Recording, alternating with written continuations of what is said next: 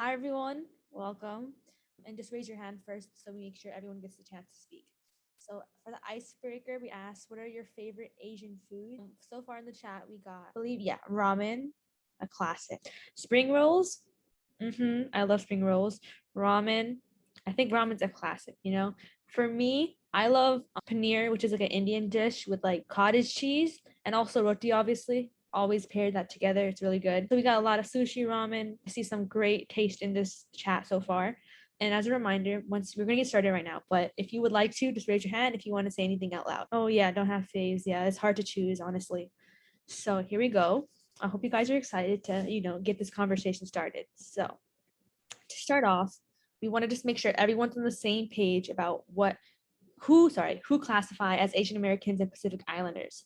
So this month is basically standing for Asian American and Pacific Islanders. This term generally includes all people of Asian or Pacific Islander descent. So who may identify as Asian or Asian American. So these are people that have origins in Far East, Southeast, Far East, Southeast Asia, or the Indian subcontinent, including but not limited to China, Japan, Thailand, Malaysia, Korea, India, which is where I'm from, just have to say that, Cambodia, Vietnam, Bangladesh, Pakistan, or in the Philippines. These are just some examples. And then on the top right, you can see some of the flags. And on the left, you can see a map if you guys are visual learners. And then Pacific Islanders are people whose origins are from the oceanic regions, which includes but are not limited to Polynesia, Micronesia, Melanesia. This classification includes but is not limited to Native Hawaiians, Samoans, Tahitian, Gumanian, Fijian, and Papua New Guinean people. I'm sorry if you're from there, if you know I'm saying it wrong. Just correct me in the chat if you know how to pronounce it. But this is just an overview, so we're all in the same. I want to ask you guys why you think we should celebrate Asian American Pacific Islander Month. Okay, yes, Josh. I think it should be celebrated because it's a unique dynamic of the American experience. Very well put together, Josh. Would you like to elaborate? Yes, because it represents a large group of people that have, I would say, many of which came recently to the country. However, there is plenty of history dating back to even like the 1850s during the California Gold Rush, when some Chinese Americans came over. And yeah, I think it's a part that you don't really hear about too much in history books. I think it's giving a month to it kind of makes sense to really put a spotlight on it, even if it's for like a short window of time. But otherwise, I still think it's pretty cool. Thank you for sharing. I agree. I feel like it's a lot of Asian Americans and Pacific Islanders are overlooked in our country or downplayed in their importance in our history. So I think it's very important to highlight their history in America. Does anyone else have any ideas on why we celebrate it? If you guys are Asian American or Pacific Islanders or have friends, do you think why it would be important to celebrate them in their culture and history? I know recently there's been a rise in hate crimes against Asian Americans, which is really disheartening to hear and really saddening. And I just feel like bringing awareness to their culture and who they really are can like help a lot of people who are ignorant and think negative things or negative stereotypes against Asian Americans and Pacific Islanders. So this month is really vital right now, especially with all the hate crimes. Just to get some more ideas in the air, I'm gonna put some of the answers out there. There's not really a one answer or anything like that.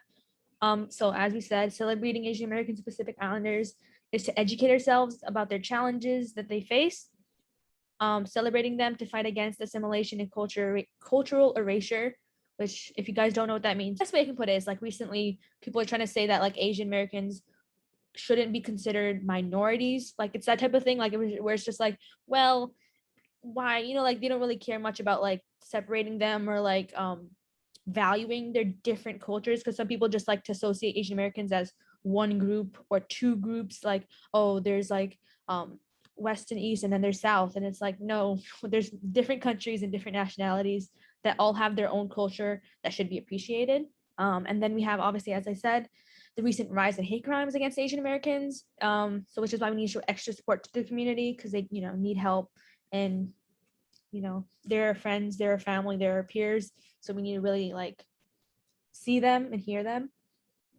And obviously celebrate their efforts and accomplishments. As Josh kind of hinted at, they're like heroes. They've done stuff in our country. Right now we have a half Asian vice president. So that's a big step.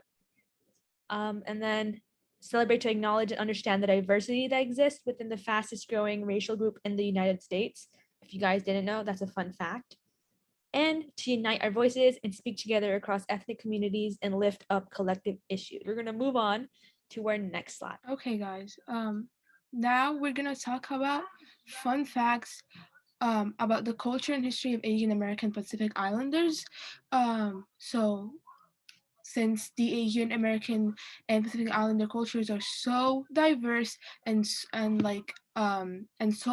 wide, we're just gonna touch upon a small amount. So before I just say anything, I wanna quickly talk about that note. So people do not only wear these type of clothes daily. Some of them are for special occasions, but it's also depends on the individual's own personal choice of clothing. So let's talk about some holidays. Some holidays celebrated, they are but are not limited to Chinese New Year, Diwali, Eid, Setsubun, and more.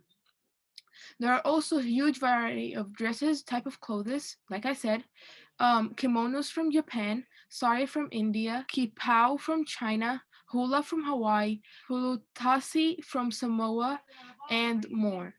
Also, just to address something, someone mentioned, why did it say to fight back against assimilation?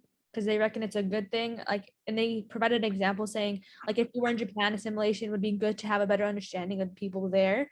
Well, personally, for how I was explaining it, what we mean by like assimilation is like, for example, like with Native Americans, when they were like forced to assimilate in a sense, it's sort of like becoming now where Asian Americans are like feeling the pressure to like have to be more American or like get rid of their culture. And like you've seen it a lot. I mean, at least I've seen it a lot in media where they try to highlight, for example, like, you know, when they bring foods to school and kids are like, ooh, ew, what is that? And then they're like, oh, okay. And they just like avoid like embracing their culture because they're like, people don't like my foods. They don't like, they think my clothing's weird. My holidays are like not important and stuff like that, which is why we try to make sure people feel appreciated at Academy with like celebrating holidays. Like, even though it's just a people path email, I feel like it still like shows that there are people in our school that are appreciated. Yeah, exactly. Like forced assimilation or like patronizing. Exactly. So that's what we were trying to say. So is anyone here relate to any of these holidays, any of these clothing, or is there any more examples you guys have or any comments you guys have? Because I don't know, I've worn a sari like twice and I think they're like super cool in my opinion, because like I don't know, I feel like they just make you feel like super confident.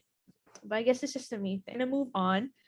You can always share in the chat if you have anything else you would like to say. So I know that this month we are celebrating Asian Americans and Pacific Islanders, but we also have to highlight the important events that's been happening right now. So if you could, anybody verbally or in the chat, please tell me what you know about what's been happening towards the Asian American and Pacific Islanders community and how it makes you feel. I totally agree with you. And that has been what's happening in America right now.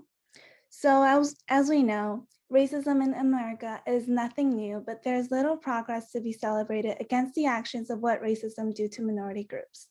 Recently, due to the pandemic, across our nation, there has been a rise of attacks towards the Asian and Pacific Islanders community. In the chat, I see that people are saying people are going crazy with the virus, conspiracies especially. Yes, I remember when the virus first started, everybody was talking about it was from Wuhan, China, and that they got the virus from eating like a bat or like a snake, and those are all conspiracies. We don't know them yet. In my opinion, I don't think I read on some issues that clarified where it came from. And because of that and how we politically, how we talk about it, especially when Mr. Trump was talking about it, has been a lot of attacks happening every day. So yes, I totally agree with the chat. And it is very scary indeed because it actually involves a lot of lives being lost to that anti-Asian sentiment. So in New York alone, it has been reported in statistics that the hate crimes against Asian Americans and Pacific Islanders, had increased more than 1,900% from 2020 to 2021, motivated primarily by anti-Asian sentiment. I don't know about you guys, but I'm pretty sure, yes, a percentage is supposed to be like 100 over 100, but like 1,900 over 100, that is way more than 100, mathematically speaking. So it's definitely scary indeed. And if you think about it, that is only in New York alone. If you think about it, we have like 50 states in our country, and you see that happening everywhere. That is just more and more violent attacks.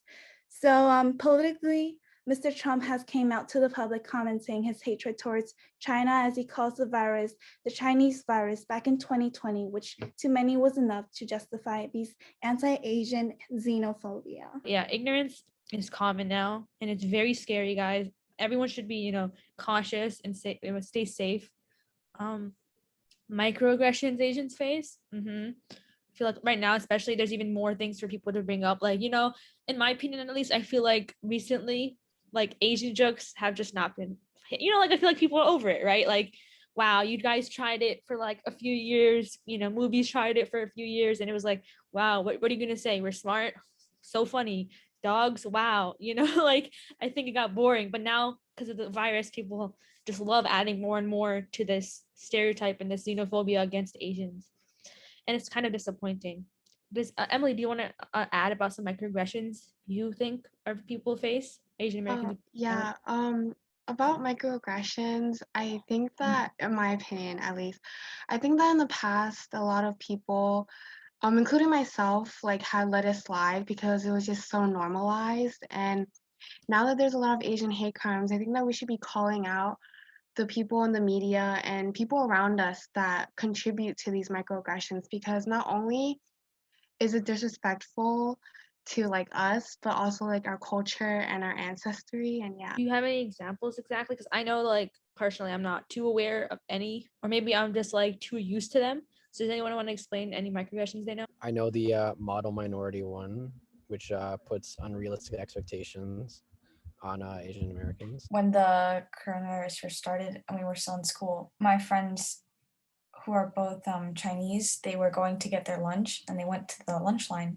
And while they were walking there was like a group of kids who were just like yelling at them, like, go back to your country. Like, why'd you bring this virus here? Like, and I was like, what the hell? Like, I wasn't there. They told me this later. And I was like, are you kidding? And it's insane because these are like the same people who now are like preaching like equality and things. And it's just like, well, where was this kind of like, why did you think this then? Like, why didn't you implement these same beliefs then? Exactly, Mary. Thank you for sharing. That's a really, like, it really puts stuff into perspective for people, especially if you're not Asian American or Pacific Islander and you haven't seen it outside of social media. Like, having friends experience it just really disheartens you. Josh, real quick before I let you speak, I'm gonna read some things in the chat.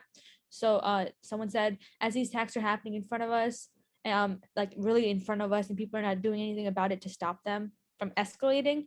Exactly. And then someone said, the more Asian Americans face microaggressions, it becomes normalized, and Asian Americans are forced to cope and ignore it. I agree. Josh, would you like to still say your thought? Yeah, I wanted to ask maybe a topic question. So like I see the attacks happen. Well, maybe not as much now. I mean, but it didn't happen a lot. I think around March or so, and I bet it still is. Just that I don't know. Maybe I just haven't seen it on social media lately. But I don't really know what to do because obviously you can sign petitions, of course, and show support to friends. But but like attacks, right? They're like very sparse and random. So I'm not sure if there's a proper way or like policy or technique that you can do against that. That's a great question. In my opinion, at least, I know that's a really hard question, like, especially just for in general, when a lot of like these like movements happen to like address the issues, some people can be seen as like just being what's it called? Like, I forgot the term, but where you seem like you're just being activists for the front, like, oh, just putting it on social media like once in a while and just being like, oh, I support you, but not doing anything about it. So I understand where you're coming from. You don't want to, like, especially like it's exhausting for me. I've still seen like the hate crimes being posted on performative, yes, Mary, and slacktivism. Yeah. I've been seeing a lot of posts still on my friend stories about like elderly Asian people getting attacked. And it's just like, you don't want to have to like see that all the time, and you don't want to post it on your own story because you don't like how it makes you feel. So that could seem like you're not doing enough, but in my opinion, at the very least, if you're having these conversations with people, that even if you think you and them are on the same page, it's surprising. You will see some people really are just ignorant to certain things. So if you like get educated yourself and you can like tell someone something, even if it's a small thing, like super small, like, oh, did you know that like actually this and this is not the same thing? Or did you know that actually this didn't happen? Or like it's not right to use this word, and people will actually be surprised. I'm telling you, like some people really don't know these things. So at the very least, if you feel like you're educated and you're doing enough to make sure people aren't making like microaggressions or making mistakes purposely or not purposely about Asian culture and Pacific Islander culture, I think that's enough, at least for me. But if anyone else has any suggestions for Josh, you guys can raise your hand or put it in the chat. We're going to go to the next slide. So Asian Americans has been a part of American history for nearly 2 centuries. When the first Chinese Americans, immigrants, came to the US during the gold rush in 1848, just like Josh said in the beginning of the video, the Zoom. So although there has been numerous crimes towards the Asian community ever since their arrival, there was little documentation and a lot of whitewashing. If you ever heard of the whitewashing towards Native Americans, it was the same towards minority groups like the Asian Americans and the Pacific Islanders living at that time.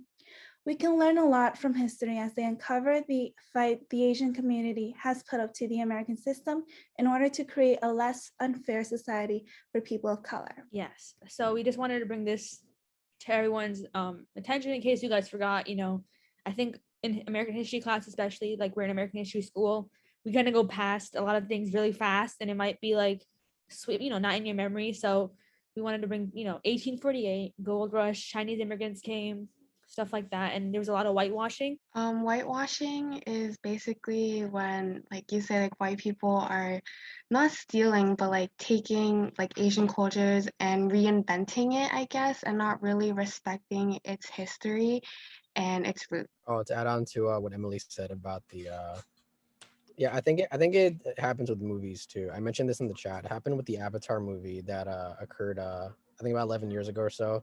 That it mostly resembled the society of like China, I believe East Asia, but also the Inuit people too.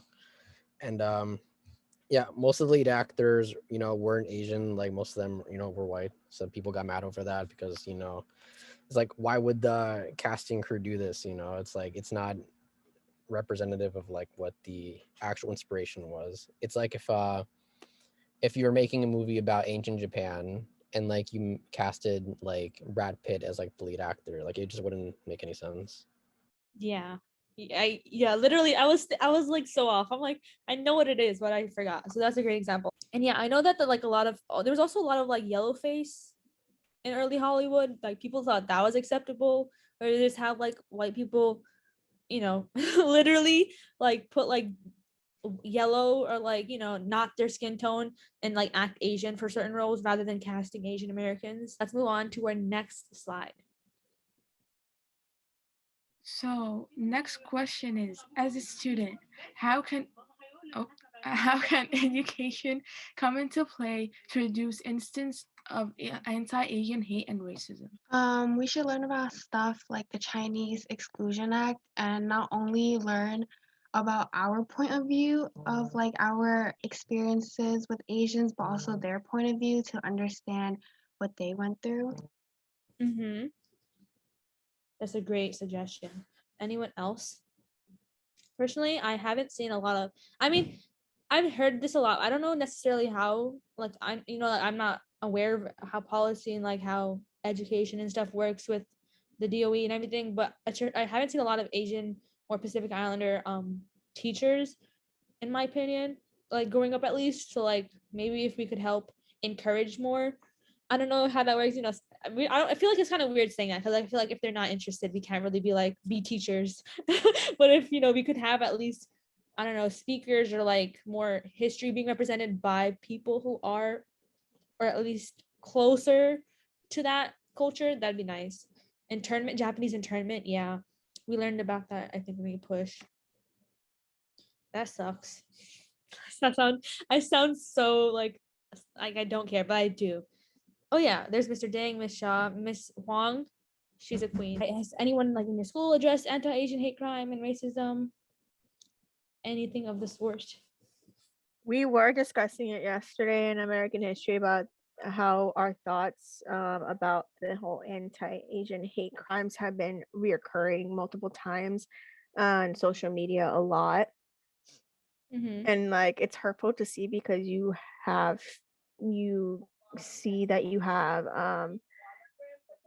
see your friends are also from the AAPI community as well, and you're fearful for them and you're fearful for yourself because like there are multiple others that risks their lives for other people when it comes to these vicious attacks, especially this white American that actually helped out and his Asian friend out on the pier on the beach, and he also got viciously attacked after the fact that he backed him up for Wow. it.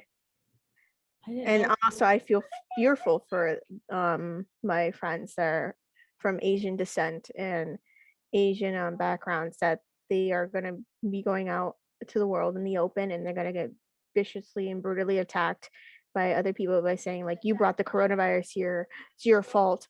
But in I know and other people may not know or may know that it's not only their fault. There are many others that have gone to Asian countries and brought this virus here. It's not just the Asian community, it's other people too from different communities and different ethnic backgrounds that brought the virus here. Okay, let's read it. It's crucial that we recognize how anti-immigration laws, miscegenation laws, Japanese internment, and so many other forms of state violence against Asian Americans and Asian immigrants have fueled the hatred we are seeing today. Education is not the only way to help reduce instances of anti-Asian hate and racism. However, it is a pathway to building communities that can think critically and are willing to enact real interracial solidarities. And I want to reiterate, education is crucial to clear up misconception and enlighten other people about the complexities that the Asian American community face. Yes. And also Pacific Islanders. And also Yeah. Pacific Islanders. Because I feel like people just forget about that part of the community a lot. So you want to make sure, even though we forgot to write it, I'm sorry, that they are also important, and their safety is, valued. Random question, because I know this is a really dark topic and it's really saddening and could like be uncomfortable. So just to lighten up the mood a little bit, is there a word to encompass everyone? I don't think so. I think that might be a yikes thing to try to do. I think we should just stick with AAPI. Yeah.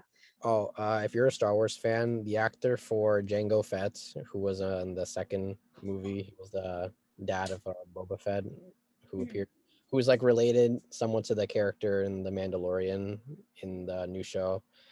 Yeah, the actor who played him was, I believe, I'm not sure where he was from. I know he was AAPI related, but I'm not sure where specifically he was from. But he was from the Polynesian region. Interesting. It's George Taki. Mm-hmm. From, if you guys are Star Trek fans out there, he talked about his childhood where he was basically taken from his home when he was like young, at a young age, and he was put into Japanese internment camps. Really? And he experienced bad things and experienced poverty as well as many other things where like he would his family would be like treated like trash rather than treated like like royal and like riches and stuff like that, so he was treated poorly as a Japanese American. Wow, I didn't know that. Thank you for sharing. Someone said Tamara? Is it Tamara Morrison? Yes. Yeah, he was the Jango Fett actor. Oh, okay.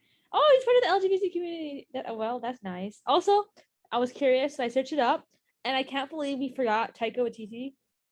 Oh my god, he's like iconic. He plays. If you guys don't know, I'm pretty sure he's a director, right, or a producer or something of the sort. Let me wait for Josh to unmute. I think you have a comment. No, director. Yeah, and he also, I'm pretty confident he played the Rock guy in Marvel with the nice voice from Thor Ragnarok. Also there's Lucy Liu, M. Night Shyamalan. I think that's his name. Apparently, he is. Yes, he's. And then Dwayne, obviously. John Cho. Interesting. Keanu Reeves. I didn't know who Keanu Reeves was. Crazy. He's Hawaiian and Chinese. Yeah, he's really a great comedian. He also came out with a recent short film, I think, about animal cruelty to like rabbits, right? And I think he played the rabbit in that one. There's also, who else? I cannot pronounce these names. Okay. Alui Cravalo. They're the Polynesian character from Moana. Well, sorry, I just want to highlight some people. I think, yeah, those are the main ones that Google will show me, but there's also a lot of people. Reeves is half Asian. Reeves. Keanu, yeah, sorry. I said Keanu and then I'm like, Reeves. Yeah, he's half Asian and half Polynesian. I don't know what that means, to be honest. I'm a little ignorant, I'm sorry. But he's half and half. Which I did not know. I thought he was Korean for some reason. But anyways, I hope that helped lighten the mood. You get to know some more representation in media. And we're going to move on to the next slide.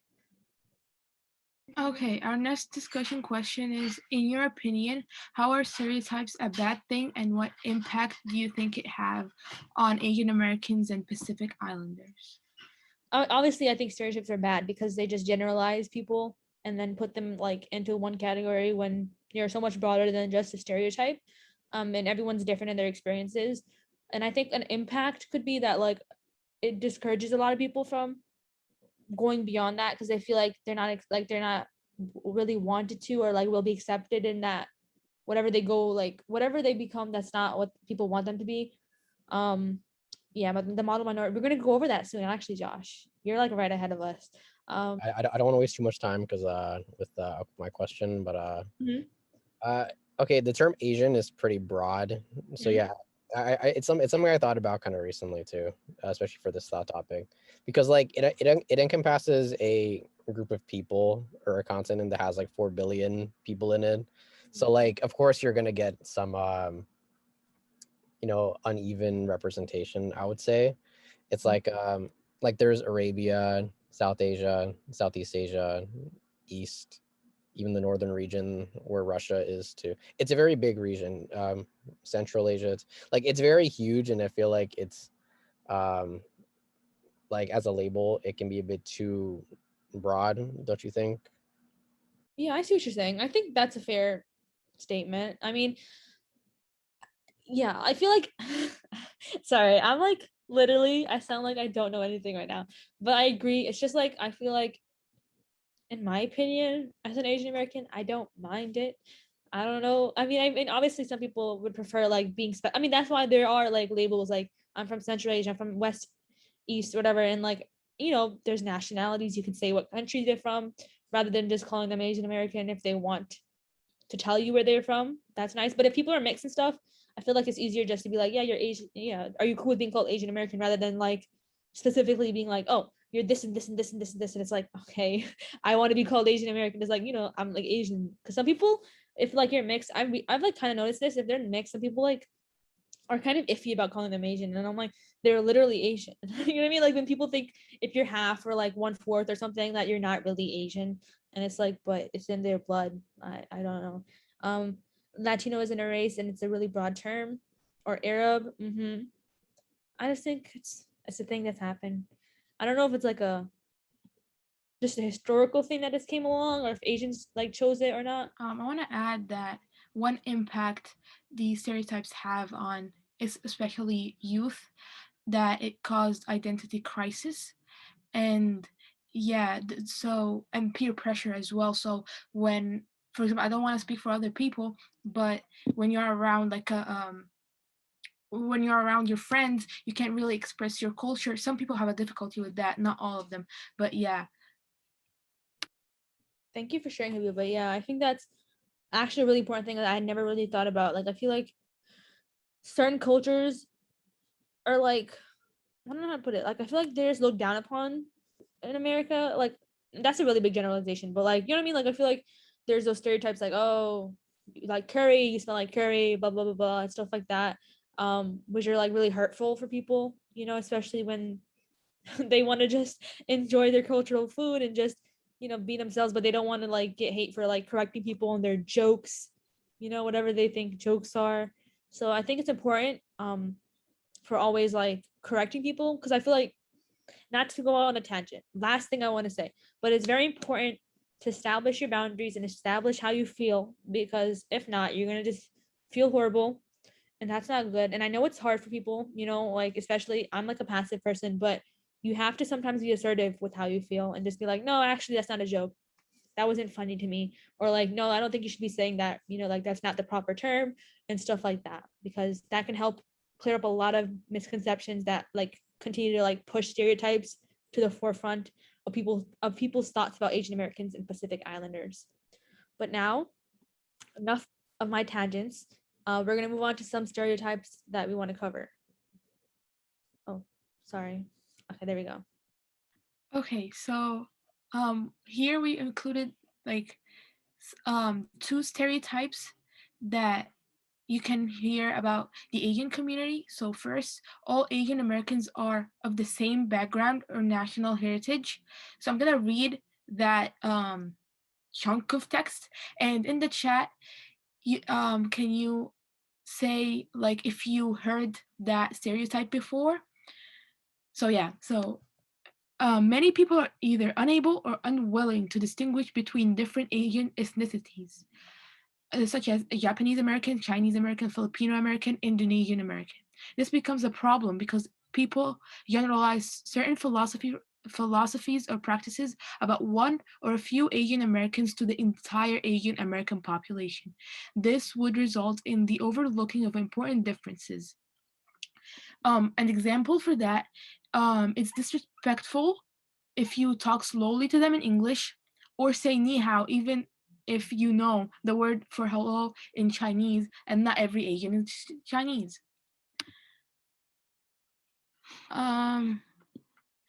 Asian, second one, Asians always get A's and that they're really good at math. That's really common in the high school or like the or college as well. And yeah, Jocelyn, it's been a lot in the media, even in the movies as well. And this remark might cause Asian students to feel more disappointed if they got less than an A because it feels like it's expected from them. Instead, you can say they are hard workers and study a lot in order to earn that A. Do not justify an individual's success at one field by reasoning it with their race and ethnic group, and hard work has nothing to do with race or genetics. So moving on, we're gonna cover some stereotypes heard or known to the Pacific Islander community.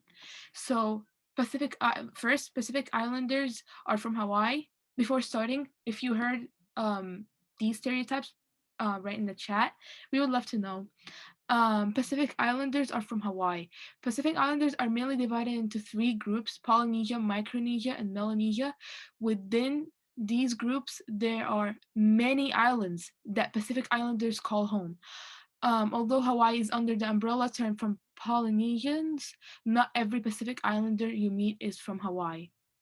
And yeah, while I'm researching this, it's like 200 or like more islands, so it's really unfair for people to generalize, oh, you're Pacific Islander, are you from Hawaii? That's so annoying to me if I was a Pacific Islander.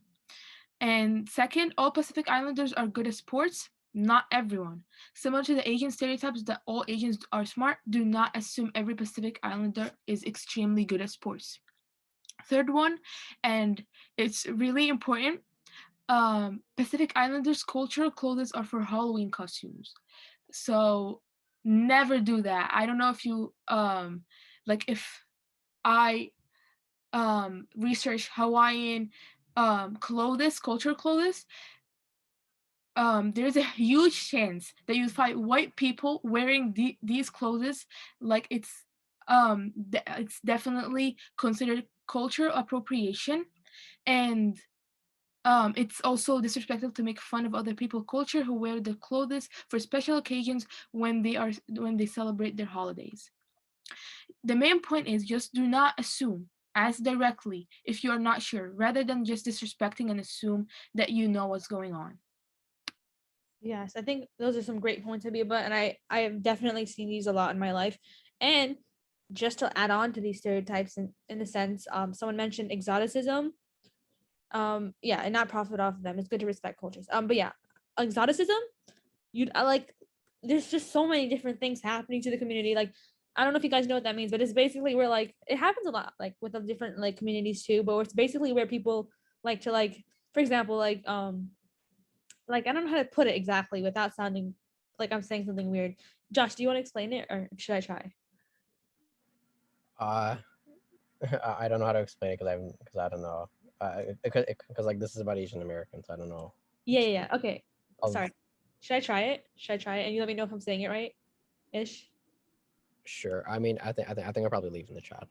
Okay, got it. You can search up the proper definition and I'll try to say how I think it is like seen basically. But basically, I don't know if you've noticed this, but there's a lot of like, okay, I don't know if, okay, I'm sorry. I'm just going to say straight up how I interpret it. Like, I think there's a lot of fetishization about like Asian Americans and stuff like that. Like, people like to be like, oh, you're from there. That's exotic. Ooh, like I like people from that type of Asian, like that area of Asia and stuff like that. And people have this weird obsession with like certain Asian groups, and it's like, what is wrong with people? Like, it's just really weird thing that happens, and I don't know why. Yeah, yeah, like a checklist. Like, yeah, a lot of people like have these like also this perception of like if you're from a certain country, you are this. Like, I mean, like a lot of females, what I've seen at least, are expected to be like dainty and like submissive and like this is like this weird like I don't know if this is like accurate. You guys can correct me if I'm wrong, but there's this really big trend that I've seen at least with a lot of like I'm sorry if you guys find offense from this, but like white men, older, going to Asian countries and like getting Asian wives and then bringing them back to the States. And it's just like and I've seen it on like 90 Day Fiance a lot too, and it's just so awkward. And it's like, why are you promoting like this weird thing? You know what I mean? Like, it's not like, I mean, obviously people I'm not saying everything is like fetishization, because people can fall in love, you can go, meet each other in their country, do the proper everything. It's very nice. But then there's just some weird people that like to like think that like Asians are going to follow like the stereotype and they can go to Asia and get them and bring them back. Yes, Emily? I wanted to add on what you were saying because I saw this clip of this American comedian. She was talking about what you're talking about. She was like making jokes about like these East Asian women stealing like men from her or something. And I found it so disturbing how everyone was just laughing with her because like it's so wrong to just generalize this group of people so like you can glorify yourself, if you guys know what I mean. Yeah, for sure. I see what you mean. It's like, yeah, I don't, it's kind of hard though, right? Because you don't want to like what's it called? You don't want to like tell an Asian American what's right and what's wrong, obviously, because if it's about them and everything. But sometimes you have to, you know, call out people. Like, even though if they're Asian American or Pacific Islander, it doesn't necessarily mean that they're like doing the right thing or being respectful to the culture or other cultures, because you can be racist and you can have stereotypes and prejudices as an Asian American. It's very common. Any race can be prejudiced towards another, even in their own like I was gonna say group, even in their own like culture. Like, a lot of people like are disrespectful to their own cultures because of all these stereotypes and racism, that they feel like it's justified to be like that. Like, people like tend to have like hatred against their own culture eventually if it's like that, like suppressed. So you should be aware of that.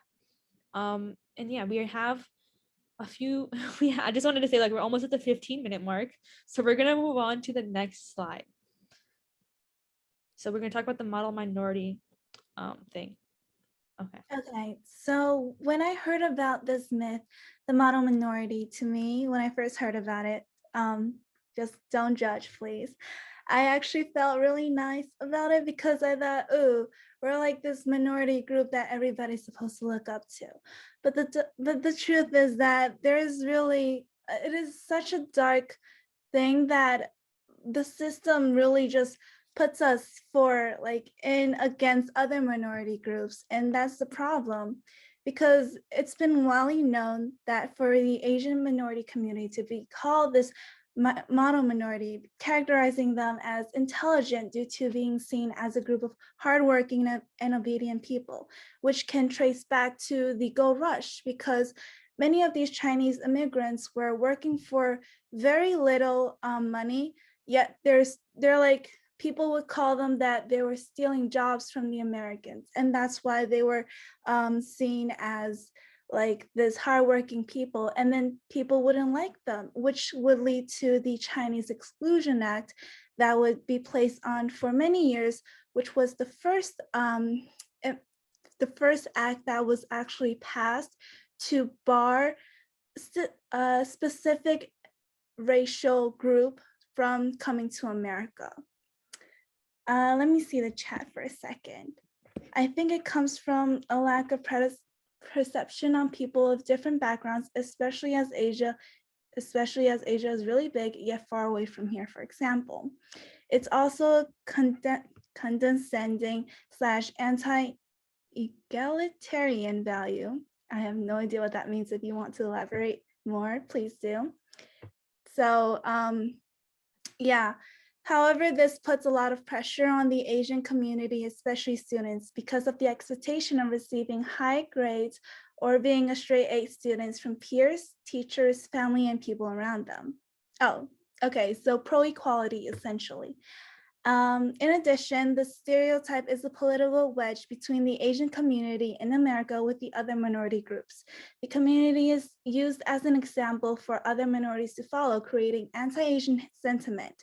They are often seen as the racial group who will succeed and don't experience any struggle or discrimination. Unfortunately, that is not the case.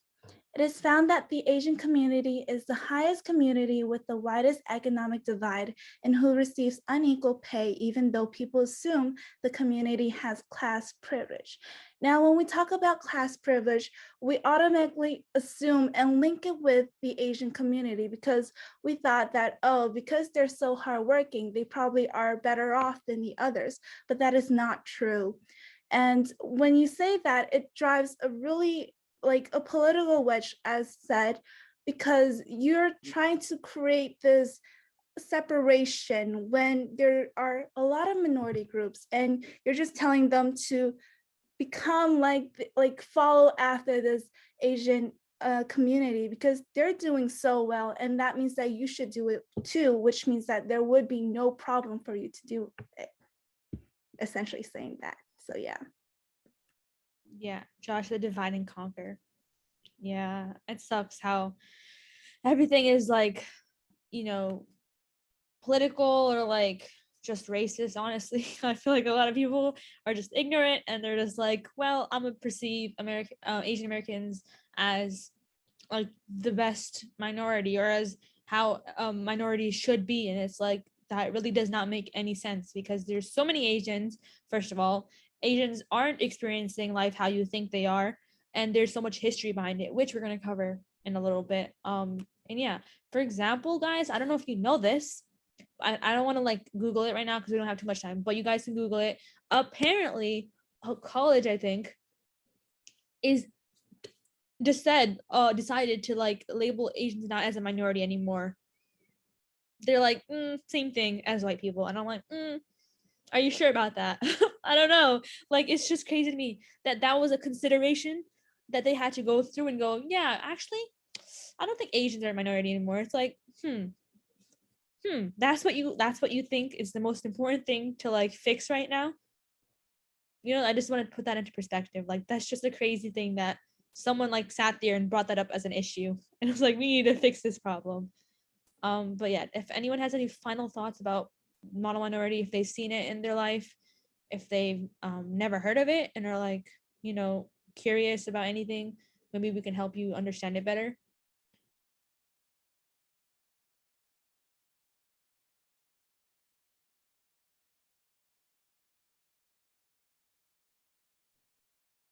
Oh, okay. Let me check the chat. Nope. Okay, cool. I'm glad that we're all on the same page. And as always, you know, the whole point kind of this presentation is to spread information. So if you ever somehow in a conversation are talking about this or talking about Asian Americans or Pacific Islanders, I think it's important to bring up these different things if you've learned anything new. I'm gonna say this at the end of the presentation too, but like just saying that. But we're gonna move on to our final question, I believe. Okay, our final question is, how has government power been used to create hate and discrimination against Asian Americans? So I included propaganda posters and tweets and news headlines that all like show how the government have created, not have created, but like have encouraged discrimination, hate against Asian American and Pacific Islanders. Sorry, I didn't include that here, but yeah. So Yasin was just talking about how colleges don't consider Asians as minorities. So yeah, that's the, and also there is like a discrimination against them for entering Ivy Leagues. Also, Jennifer also mentioned the China virus, the name calling that was used by President Trump, and that propaganda poster was from I don't remember what year, but it was talking about like the before the Japanese internment camps. Yeah, okay, Josh. 1880s. So yeah, we can also include media. I didn't include that in the question, but it's like it's also involved in the same topic. Yeah, Josh, you have something to say? Yeah, I wanted to tell you about some recent news I heard. The head of the DOE, right, wanted to, I believe, stop the SHSAT exams, and then I think some community activists among the Asians from the city, right, got a bit annoyed at that because they thought, oh, it's discrimination against our community because it's really hard to do well in these exams, because apparently there's a perceived lack of diversity in the top schools in the city, such as Stuyvesant and Brooklyn Tech. So I don't know. It's a very complicated issue because it lends a lot into like cultural values, of course, on education, and I don't know. I don't really have much comments about. I thought maybe someone might tell me more on that. I do actually. I'm very happy you brought that up because I kind of forgot about it a little bit. But yeah, recently I went to a mayoral forum with Yang. I really went just to see Yang. Like that was the baseline, and then I learned so much, and I'm like so glad that I went. But basically, there's this organization called Teens Take Charge. In case you guys are interested in learning more about them, you can search them up. They basically are advocating that the mayor, whoever like becomes the mayor, abolishes or like takes away the SHSAT because they think it's racist, and that's a questionable statement at the very least. There's research behind it, and my friend actually who goes to the specialized school, and he's very smart. Clearly he's like really upset by that statement, and I was just like, why, like what's your thoughts? And he was basically telling me how he just thinks it's like really hard to just scrap it, and like he just thinks it's like not necessarily racist. It's just like, you know what I mean? Like he just thinks, I don't know how to explain exactly his thoughts, but basically he's also like provided research to me about how like 50% of like the students that attend are from like low income backgrounds and like stuff like that. Cause a lot of people want to bring up that it's not fair because it doesn't like provide like people who don't have access to prep early, which is usually people in underserved communities and like impoverished areas, which tend to be minority groups, sadly, don't have understanding of like that test until like really late, or they don't even know about it until like middle school, which is like sad. And then there's other people who have years and years of prep and they can't get in. I mean, they can get in obviously because they studied for that long. So yeah, that's the issue. And there's like been a lot of forums recently, and yeah, it's just a big issue that I'm very curious to see what happens. And it has to do with government because yeah, the mayor is like involved in that decision. Like he can influence it, or she actually. I don't know. I'm saying he. The elections are June 22nd, by the way. Get your parents or who, if you can vote. I don't know if you're 18 guys to vote. You can also vote for district stuff. Just saying that. I don't want to like sound like I'm like political campaigner right now, but it's important to vote. And then yeah, that's a very important topic. Does anyone else have any? Oh wait, sorry. Bill De Blasio and Maisha Ross Porter talked about this. Interesting.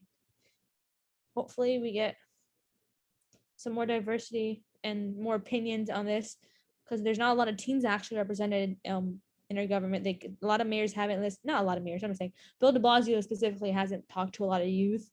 Like I learned this from Teens Take Charge. He apparently like only time he actually talked to them was over a radio thing, or like in the other instance was that they had to go meet him in another state to go talk to him because he was that busy and like he didn't put time into his schedule to talk to you.